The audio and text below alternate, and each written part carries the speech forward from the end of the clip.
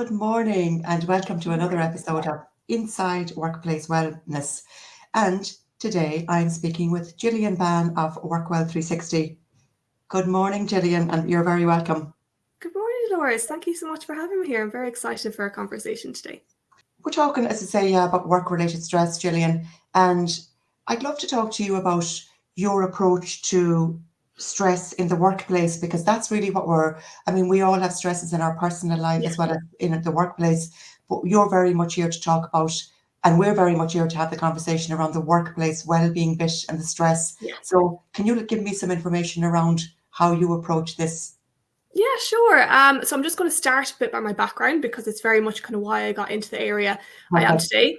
So I'm a workplace health and wellbeing consultant, but I started my career in accounting. So I'm a chartered accountant. I worked in accounting for 10 years before switching. And the reason why I did is because I suffered a severe case of work-related burnout. I was very sick, had to take a lot of time off work. And during that time, it became kind of very evident, kind of from, speaking to different kind of health professionals, that the reason for my burnout was kind of work-related stress that was kind of chronic in nature. It had just gone on for such a period of time that kind of wasn't managed correctly. So that made me kind of very passionate about kind of helping others. So I went back and did my master's in workplace wellbeing, and really work-related stress was the kind of the main topic that I kind of focused on in all my kind of research and my assignments. And what kind of I could see from all my experience in the master's and kind of personal life was that, organizations kind of have made a lot of kind of progress in dealing with work-related stress. But I think there's still a bit of long way to kind of go. So for example, a lot of organizations would have, kind of programs and kind of policies that really kind of support the individual in dealing with their stress. But if you kind of look at what the reasons are for stress, and even if you look at kind of the ones that are kind of widely out there, such as demand and kind of managers and source of stress, they're not really kind of covered by that. So I think you really need to expand our kind of approach to work-related stress. So it's not just about the individual, it's about the work that you do and the team that you work with, as well as how the organization put all that piece together. So I kind of really promote a multi-level approach to work-related stress. And leading into, then, obviously, the culture, having the culture in a way that supports stress. And I think that's the huge thing, really, isn't it? The whole culture, this atmosphere that we either feel supported or we don't support it in. So can you talk to us a little bit how the culture affects workplace stress, in your opinion? Yeah, for sure. Well, for me, it was kind of very evident that it kind of had affected me. So, for example, when I'd be talking to health professionals and they'd be like, why do you work so much overtime? And honestly, it's one of those questions where I was like, I actually didn't really know how to respond. I was like, so question. And so that kind of made me very kind of interested, why couldn't I answer that? What was driving it? And it was kind of evident that there was a cultural kind of piece driving that. So that's the topic that I researched in my master's, how culture affects stress. And, I asked my participants the same questions, or variations of the same questions, where did you learn yet to work those hours? Why do you do? And it was the same response. Everyone was kind of stumped. And it's really that kind of, it was evident for me and for them that the kind of more unconscious piece that was driving this. And I know, Dolores, this is a big part of your work, and I've seen you kind of talk and speak about the unconscious layer, which is just so important. And really, that's what kind of culture is. There's those visible parts that you can see, an organization will have programs, policies, but then there's the invisible part, and that's the really, really kind of powerful piece. And when I looked at my research, and I could kind of see for all participants, demand was the main source of stress. So it was their long hours, their workload, tight deadlines. And culture was really the driving force behind why they worked that. And I could see specifically 5 cultural constructs that influenced that.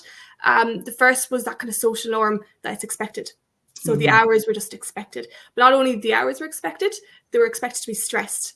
So if you kind of really kind of weren't seen to be kind of stressed and, busy, people would be thinking, oh, are they working at all?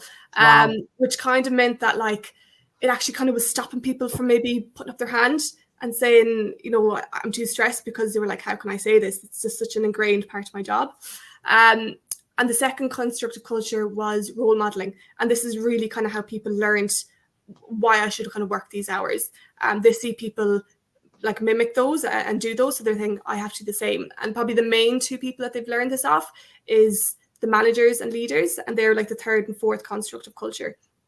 And they're such a critical part of any sort of change in the organization, especially around work-related stress and culture, because they're really kind of the leaders in this area. As particularly managers, because managers actually came up as a source of stress in itself, as well as being a construct of culture. And really kind of what the last piece of culture was kind of the mindset. And again, Doris, I know this is your this is your cup of tea. So like what I was kind of seeing was, you know, like all these people were very career driven, which is fantastic. And, you know, they kind of had that kind of like, you know, competitiveness if I kind of want to, you know, progress in my career. But a part of that was making them think, oh, I have to work all these hours if I want that. And, you know, identity here was really kind of like wrapped up in this. And they kind of, not only for them, but they could see other people kind of, you know, take it kind of very personally in terms of, you know, if they weren't working these hours and they weren't meeting all these deadlines, it would kind of really affect their identity. And collectively, like this was causing them to not only work all these long hours, which was kind of the source of stress, but the culture was also stopping them from actually doing anything about it, because they were like, well, you know, this is just part of my job. And there was actually like a stigma about actually talking about it. You know, people could say I'm stressed, but it wasn't common to hear I'm struggling, I can't do this, That's you know, I need help. And that's really kind of how, you know, one participant described it as the culture like a circle that traps you. And I think that was a great analogy, because like, you know, the culture gets into this kind of situation, but also it kind of feels like, you know, it's stopping you from kind of getting out. And then you could kind of feel that in some cases participants kind of felt stuck, and the only way they could do that was to leave. And I think, you know, you see a lot of people leaving these days, you know, kind of that's a problem. People can't keep staff. And I think, you know, people don't leave good cultures. So I think that's kind of a part of it as well. That's huge, Gillian, and you've packed so much into that. I love that you said the circle attracts you. Is that the way you put it? Yeah, I mean, that is phenomenal, because it's true. And I do really, really strongly agree with you around the whole stigma piece. And it's actually funny because today in the Irish Independent, my story actually around my workplace piece has actually been highlighted, because I contributed to a piece. And the only reason I'm saying it is across is because like that, I mean, that happened to me probably 20 years ago. And I'm only starting to share my story now. And it's not because, but there again, I suppose it is a little bit of the stigma piece. So my why for No More Than You is that I have suffered workplace stress myself as well. And that's why I had to find who I was. And that's why I speak so much about the whole mindset piece and going into that unconscious that you spoke about. But Gillian, I suppose going back to one of the few things you talked about, the social norm and having to feel busy and stressed. Do you think that programs that companies put in support this social norm, or are companies getting better? Is it, or I don't know if you're worked with companies that have the EAPs in, you know, that there's something for employees, or is it enough? What steps do you think simple steps even, can companies do to break down these barriers, or the perceived barriers, as you call them as well? See, I think the thing with this is, and you're right, like companies have made such progress, can even compared to like the start of COVID to now, like there is a real spotlight on this, and that's important. I think people are doing, you know, the best they can, and you know, they have all these things like EAP. But I would say, like, you know, there's different kind of types of interventions. There's, you know, primary, secondary, and tertiary, and things like EAP, it's tertiary. That's when the problem occurs. Whereas I'm kind of more like, you need to be in that primary, proactive, you know, how do we prevent this? And that's kind of really focusing on, you know, how do you get people in their day-to-day lives to kind of have a healthy work day? And that's looking at the work that they do in the team that they work with, which I think is kind of the forgotten piece. So they look at the individual and they say, yeah, I have all these, you know, individual level interventions, but they're not really looking at the wider piece. And even there was a very interesting study that came out at the start of this year in the UK. So they surveyed like 46,000 employees, and they found that, you know, individual level interventions such as like the wellbeing apps, you know, the resilience training didn't have a significant impact on wellbeing. Okay. And that their conclusion was, you know, you do need that kind of multi-level approach. And so that's why I think you need to look further. And I think a very kind of good tool to use is, you know, the Health and Safety Authority in the UK and Ireland. They've developed this tool called, you know, there's kind of 7 different areas of stress or psychosocial hazards. And that's a free tool that anyone can use in the workplace. And that actually kind of gets to the root causes of what's causing people stress in those 7 areas. And that's a very kind of simple tool that you can use. And now I've kind of made my own version of this where I've kind of expanded it. So I look at, individual pillars, I have those 7, and then I have kind of more things around culture in it as well. So it's a bit more kind of a larger piece. But yeah, I definitely think you need to kind of look further and for everyone really, like even if you're just an employee, a manager, leader, like what can you do in your day-to-day that'll kind of support this, and how can you improve your health? Yeah, and sometimes I had a conversation with someone yesterday, and I kind of go. It was actually at the Chamber of Commerce local gathering yesterday evening, and we were talking about this kind of topic as well generally. And I just said something very simply, and the person said to me he said that like sometimes we think we have to have very sophisticated measures in place, and sometimes it's the simple thing. It's sitting down with somebody.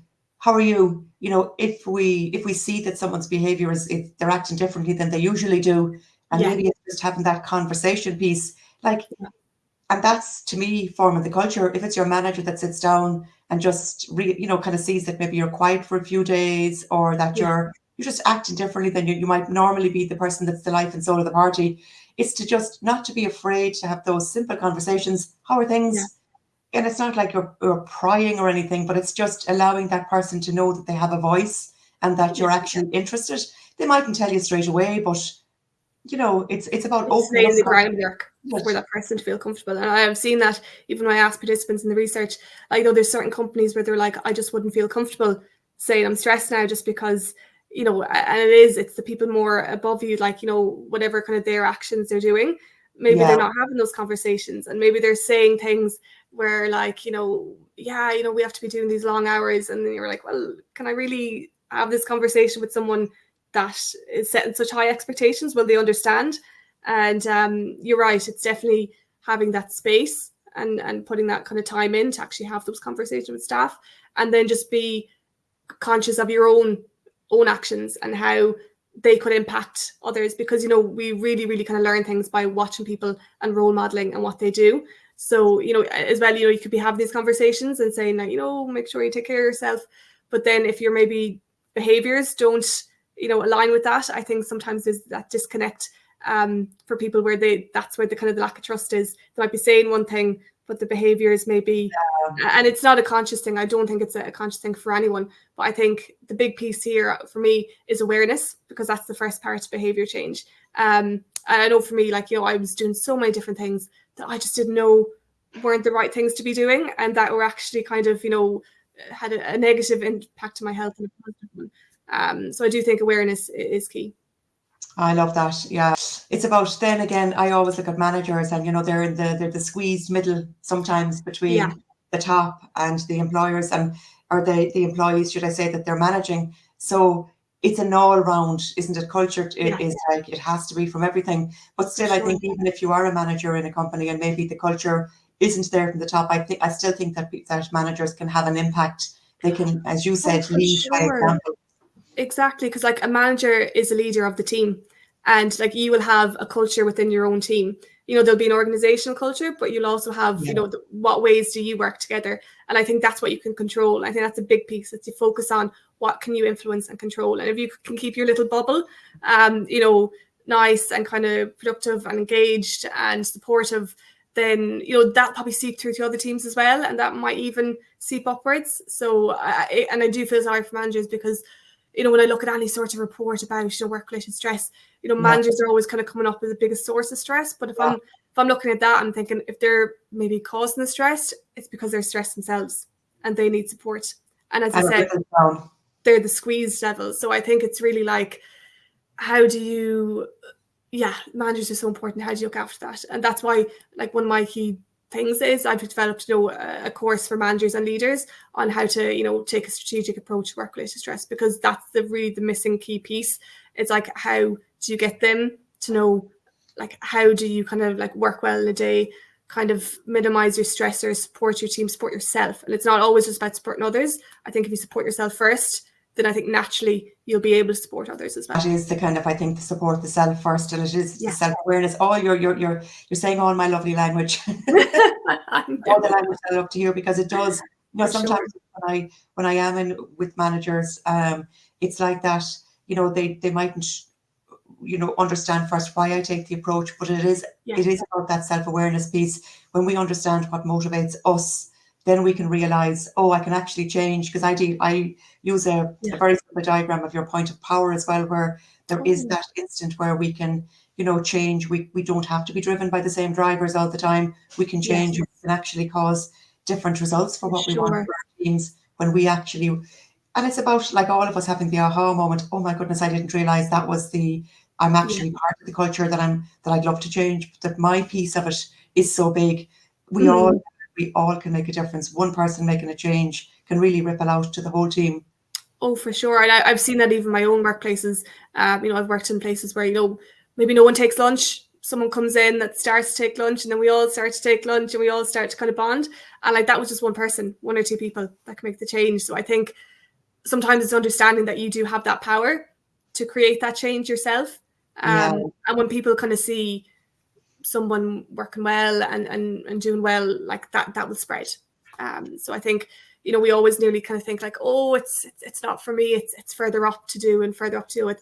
But you really kind of need to look at what can you control, what can you influence, even if it's just on that little micro unit in your team, and focus on that. Absolutely, because the only person we can change in the world is ourselves.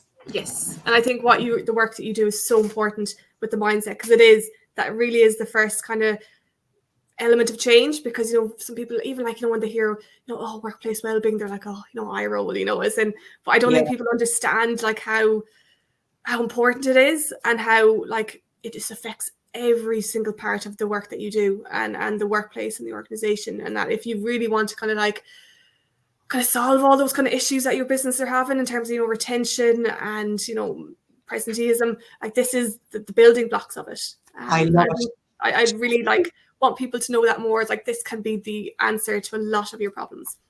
Perfect. You're so right. And like, I was talking about employee engagement a couple of weeks ago as well, and like that, you know, engaged employees, I think, and, you know, through the conversation, it's an engaged employee is someone that feels as though they have a voice, and that, you know, if they make a comment, they feel that they can be heard and seen, and like a sense of belonging is something that, you know, in all avenues of my work, I bring in that whole sense of belonging, because when we feel we belong, then we're going to be actively engaged. If everything seems to be pushing against us, I mean, it's hard. And as you say so rightly, like, that is then affecting employee engagement, affects the bottom line for a company. So workplace wellness to me is not just a tick in the box exercise. No. And that's why I'm so glad that you're joining, because IBEC every year do their National Workplace Wellbeing Day, which is Friday the 26th of April this year. And I'm organising an event in collaboration with all you wonderful people as well.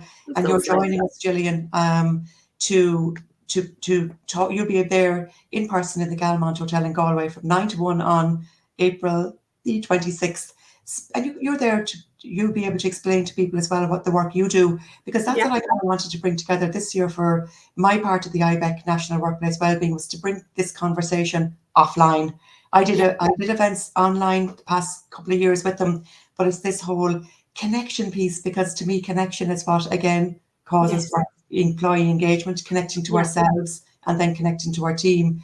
So you're going to be joining us, and I am thrilled that you're part of the one of the collaborators on this. And like, as you said, I'm so glad it's in person. You know, and it's great that we have online as a platform that we can do it. But I do think that in person, you pick up the energy so much differently, and you get to kind of, I do think you get to connect more on a deeper level with people. And the event just sounds amazing. I'm just so excited for it. I know there's laughter yoga, which I've never tried, and I'm very, very excited to try. And the writing part as well, because writing is so important. It's helped me so much. And to be able to kind of give that tool to everyone that's attending is amazing. And I love that you have therapists there as well. These energy therapies that are being offered, like, you don't even have to believe in it. They're massage, and we've reflexology and that. Getting out of the head. And I mean, that's really when we're stressed out, we're in our head. We're totally like, we're not even dissecting our thoughts because we're stuck in a ripple. We're stuck in, as you said, the social norm. Everything creates this circle, and we're on a hamster wheel. So when we can actually go to something like this, and there are plenty of other workplace wellbeing events on that day as well, but come to something, getting out of your head, listening to Tony O'Gregan about mindset, listen, whether it's that or whether it's this, and he's going to give us tools as well, or whether it's the Fidel Mahili Ames with the writing, and as you say, the laughter yoga, something I wanted to have at it. So again, it's not a yoga mat, it's not your runners, it's sitting in your seat, and it's intentional laughter. But Spud Kennedy, who's running it, is like, again, like it's an exercise, there's a bit of breath work in it. What is all this about bringing us back into our body again to actually feel and to allow the stress to be released? And it's so important. And I know for me, like maybe years ago, I probably would have been a bit maybe kind of like reluctant about all these things, but skeptical. And you're like, I'm a very I'm accountant, very logical. This is like, but to be honest, it was literally from being unwell myself and having to really open my mind. And I've tried so many things, and a lot of the stuff that you're going to have at that event, and like it's so powerful. And you said the aha moment, like that's why people need to attend, is because sometimes we don't have the awareness, and these are the type of events that will make you go, oh, even if it's the mindset piece, and you're like, oh my God, I didn't realize I was doing that. And that can just be super powerful. So like, that's why I love these type of events, because everyone's going to walk away with something that they can, improve on. I think they'll feel better about themselves and a little bit more motivated to take care of themselves, especially at work. And it's great to collaborate with there's a lot of people in Galway that do this kind of work, and we all do it in different ways. And people resonate with different people, and they want different pieces. So if somebody wanted to work with you, Gillian, how can they get in contact with you? As well, of course, as they can see you there in live in person on the day in the Galmont. But if somebody wanted to send you a message now today after hearing what you do, how can they contact you? Yeah, sure. I suppose my main point of contact, if you can check out my website, www.wellwork360.com, and you can email there. There's a contact form. You can also connect with me on LinkedIn, Gillian Bane, and then I do have an Instagram page as well, Wellwork360. So you can reach out to me in any of those forums, and I'll be more than happy to kind of have a chat and see if I can kind of support you and your wellbeing needs at work in any way. Is there anything that you'd like to leave us with, Gillian? I know we've covered a lot there about culture and workplace stress. Is there anything else that you'd like, just one piece of information? Just being open and being open to kind of receiving new information. I think that's really important, because I think when we have our minds closed, we can just totally shut out all of this. And I've been that person. I'm like, no, I don't need that. And if you just open your mind just a little and just be a little bit curious, you can actually receive a lot of these kind of different kind of like advice and tools that can really help. But I think that first point is you need to have kind of more just that like little bit more, I'm open to it. And I think that's the first point, because if you're just going to shut all this kind of like, no, workplace health and wellbeing is not for me, it's it's airy fairy, you're going to miss out. And I think that's the first point for everyone. Just have that little bit of curiosity and openness just to see about how you can kind of improve your own health and wellbeing. I say this all the time, and you've probably heard me saying it, like Leonard Cohen in his song, I always say it is, there's a crack in everything, and that's where the light gets in. Yes, I love that. It's just when we actually stop, and we can't, if we're on the hamster wheel, then we can allow something to come into us, whether it's, as you say, we hear something at the event. If Tony Oak might say something, and I'm talking about communication as well, effective communication, and how to, but anything, anyone says, it could be that you're with a therapist and she just massages out that piece of stress that we don't even have to, because we're opening up and allowing. I'm just excited for the day myself. And as I say, delighted that you're coming along. Thanks again, Gillian, for coming on and speaking about this very important topic today, and for making it kind of relatable as well, to the whole awareness piece, and breaking the stigmas and sharing that you've gone through the journey yourself, because I think there's nothing like when you have the medicine or when you've been through it yourself and exactly, you can feel it, you can see it in other people then, and you have in a better position to really understand what somebody can be going with. And for me as well, thanks for being here. And if you want to enjoy the conversation, you want to, I have a newsletter that comes out once a week. Sometimes it's every 2 weeks, depending on how busy I get, and I don't want to get burned out, so I look after myself as well. But it's always about that mindset piece, and sharing ways and sharing people with you that I think you might like, and tools and tips on how to really step in to wellness in the workplace. Gillian, thank you so much for being here. Norris, thank you so much. I've really enjoyed our chat.